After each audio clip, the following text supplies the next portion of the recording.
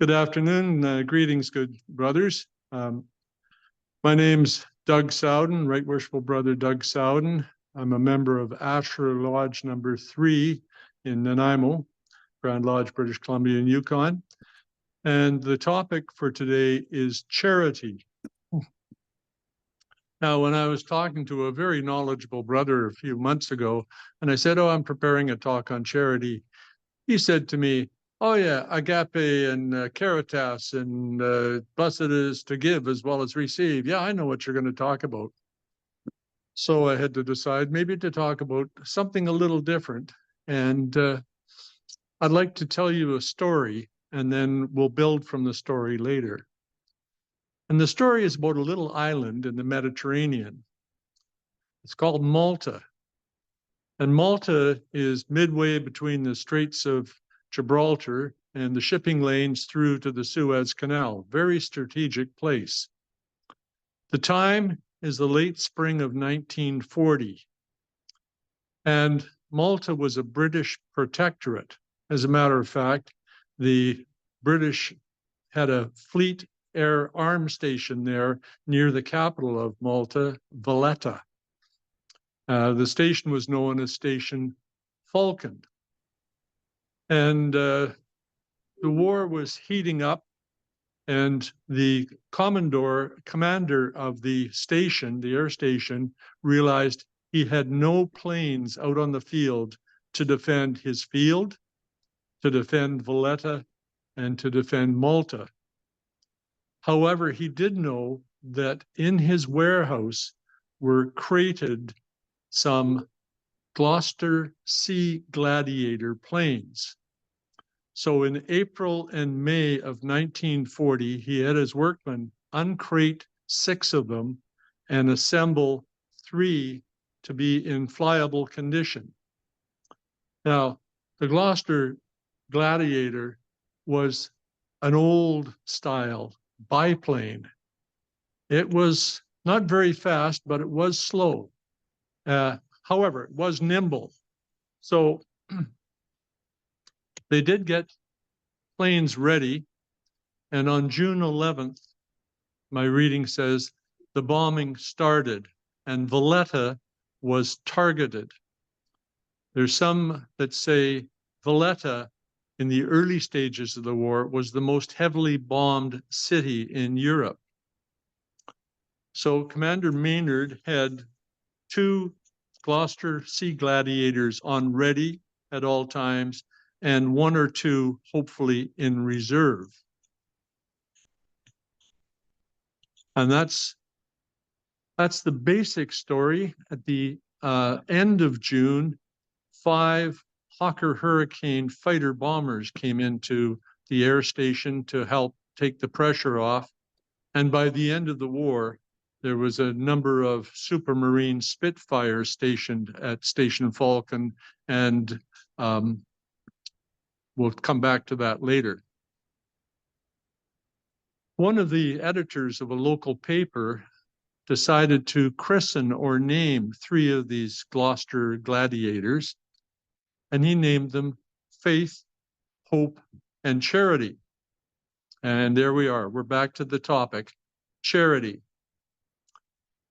So speaking about charity, what can we learn about what happened at Air Station Falcon? Well, I would suggest to you that when you're thinking of practicing charity, it's very important to maintain a warehouse. Now, we may think right away, oh, charity, yeah, you should have financial resources, savings account, a checking account, some investments, maybe a piggy bank, something financial. And certainly money is important. But my thought is, in your warehouse, in your personal warehouse, you should also have strong moral and emotional resources, because dealing with those in need can be very demanding, very taxing. So know that you have to keep yourself strong to be able to help others, and know what your strengths are. Know how to use those strengths. Practice. Do an inventory of yourself and be ready to bring your resources out. So that's point one. Maintain your personal warehouse. Point number two, I'd suggest to you from this experience in Malta, is be brave, be daring, do something, take a risk, go further out into the sea and put your net down on the other side. Because by taking that risk, you become a leader and others will follow. Yes, the pilots that went up in these ancient biplanes were very, very brave and they put their life on the line. But shortly thereafter, a few weeks later, 5 Hawker Hurricanes, a very good fighter indeed, arrived. And still later, many Spitfires arrived on Malta.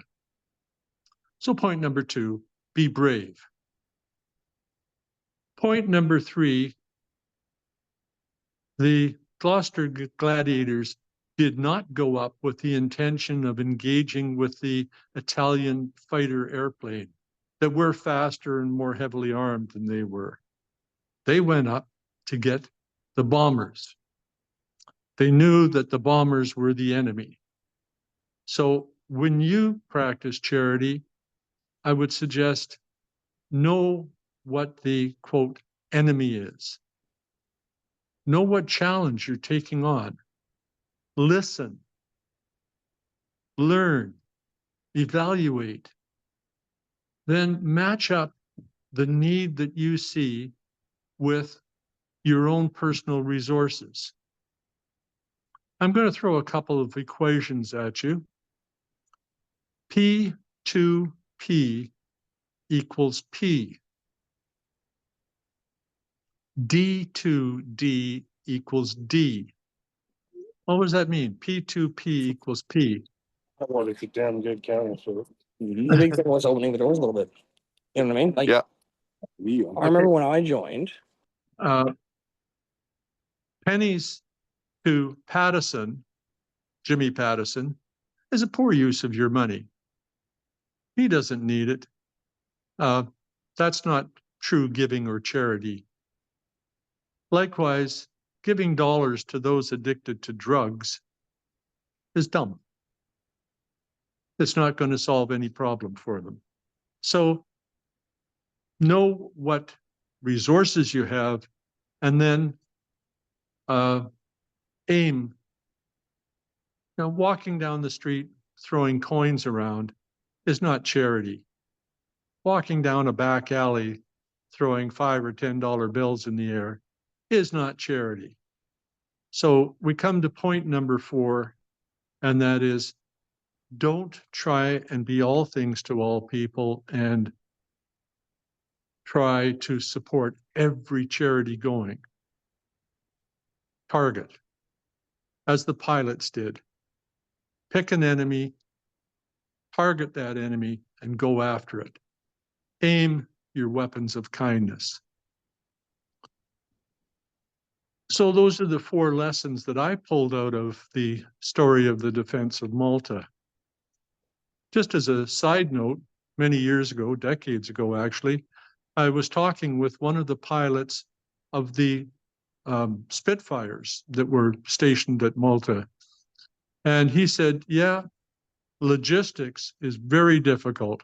He said they did get Spitfires to Malta, but there was a plethora of pilots. And there we were, fully trained, and we couldn't get time on the machines because there were too many of us there and not enough of the Spitfires. So that's, and then to wrap up this little talk, what happened? Well, of the 3 planes, faith, hope, and charity, hope was lost during the war. Charity was destroyed. But the British and the people of Malta kept faith. And I'm told that faith is now on display in the Air Museum at Valletta. So maintain your warehouse, be brave, evaluate the need, target your resources, and keep faith. And my brothers, that is the end of my short talk on charity. Thank you for your attention.